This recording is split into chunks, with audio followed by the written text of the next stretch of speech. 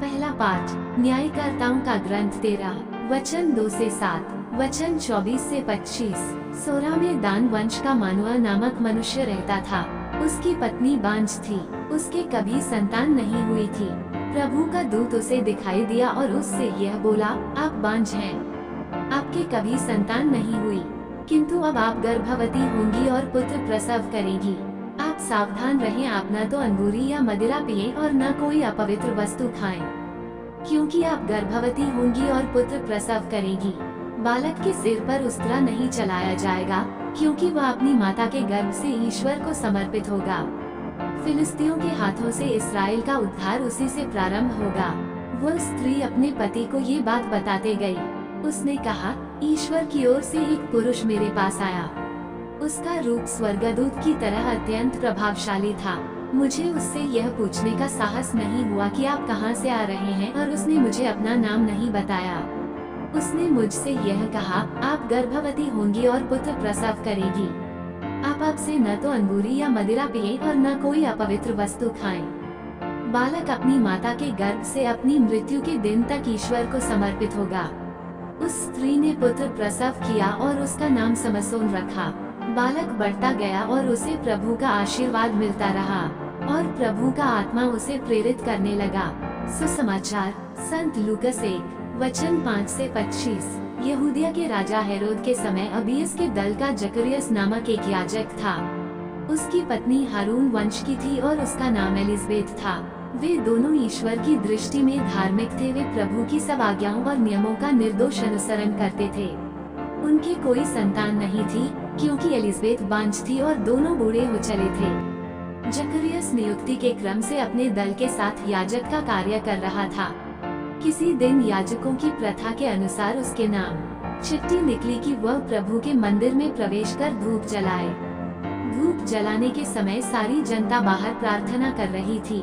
उस समय प्रभु का दूत उसे धूप की वेदी की दाईं ओर दिखाई दिया। जकरियस स्वर्गदूत को देखकर घबरा गया और भयभीत हो उठा, परंतु स्वर्गदूत ने उससे कहा, जकरियस डरिए नहीं, आपकी प्रार्थना सुनी गई है। आपकी पत्नी एलिजबेथ के एक पुत्र उत्पन्न होगा, आप उसका नाम योहन रखेंगे। आप आनंदित और उल्लसित हो उठेंगे और उसके जन्म पर बहुत से लोग आनंद मनाएंगे। वह प्रभु की दृष्टि में महान होगा, अंगूरी और मदिरा नहीं पिएगा। वह अपनी माता के गर्भ में ही पवित्र आत्मा से परिपूर्ण हो जाएगा, और इस्राएल के बहुत से लोगों का मन उनके प्रभु ईश्वर की ओर अभिमुख करेगा। वो पिता और पुत्र का मेल कराने, स्वेच्छाचारियों को धर्मियों की सद्बुद्धि प्रदान करने और प्रभु के लिए एक सुयोग्य प्रजा तैयार करने के लिए एलियस के मनोभाव और सामर्थ्य से संपन्न प्रभु का अग्रदूत बनेगा। जकरियस ने स्वर्गदूत से कहा, इस पर मैं कैसे विश्वास करूं? क्योंकि मैं तो बूढ़ा हूं और मेरी पत्नी बूढ़ी हो चली है। स्वर्गदूत ने उसे उत्तर दिया, मैं गब्रिएल हूँ, ईश्वर के सामने उपस्थित रहता हूँ। मैं आपसे बातें करने और आपको ये शुभ समाचार सुनाने भेजा गया हूँ। देखिए, जिस दिन तक ये बातें पूरी नहीं होंगी, उस दिन तक आप मौन रहेंगे और बोल नहीं सकेंगे, क्योंकि आपने मेरी बातों पर, जो अपने समय पर पूरी होंगी, विश्वास नहीं किया। जनता जकरियस की बात जो रही थी और आश्चर्य कर रही थी कि वो मंदिर में इतनी देर क्यों लगा रहा है। बाहर निकलने पर जब वह उनसे बोल नहीं सका, तो वे समझ गए कि उसे मंदिर में कोई दिव्य दर्शन हुआ है।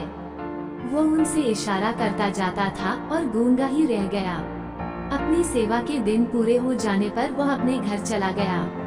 कुछ समय बाद उसकी पत्नी एलिजबेथ गर्भवती हो गई। उसने 5 महीने तक अपने को ये कहते हुए छिपाए रखा, ये प्रभु का वरदान है। उसने समाज में मेरा कलंक दूर करने की कृपा की है। मनन चिंतन। आज हम योहन की कहानी सुनते हैं, जकरिया और एलिजाबेथ की कहानी। इस पाठ में मरियम के लिए स्वर्गदूत की घोषणा की गूंज है कि वह एक बच्चे को जन्म देगी। इस पाठ में ईश्वर का एक दूत जकरिया को दिखाई देता है जब वो ईश्वर से प्रार्थना कर रहा था। जकरिया स्वर्गदूत के संदेश से बहुत परेशान हुआ। स्वाभाविक रूप से जकरिया को संदेह था और उसने स्वर्गदूत के संदेश पर संदेह किया। स्वर्गदूत ने जकरिया के अविश्वास और संदेह की सराहना नहीं की। यदि हमें किसी देवदूत से संदेश मिले तो हमारी क्या प्रतिक्रिया होगी? सबसे अधिक संभावना है हम भी बड़े अविश्वास के साथ जवाब देंगे और शायद आश्चर्य करेंगे कि क्या हम पागल हैं। फिर भी हमारे जीवन में कभी कभी ईश्वर वास्तव में अजीब और शानदार तरीकों से कार्य करता है। शायद जब हम अविश्वास कर रहे हों, तो हमें इस सुसमाचार अंश को दोबारा पढ़ना चाहिए। कौन जानता है, आज ईश्वर हमारे जीवन में अजीब और अद्भुत तरीके से कार्य करने की इच्छा कर सकते हैं। आमीन।